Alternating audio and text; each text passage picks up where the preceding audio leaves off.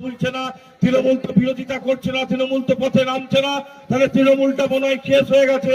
মমতা বন্দ্যোপাধ্যায় আর তৃতীয়বারের জন্য পশ্চিমবাংলার মসনদে আর ফিরবে না, বিজেপি মনে হয় ক্ষমতায় আসছে।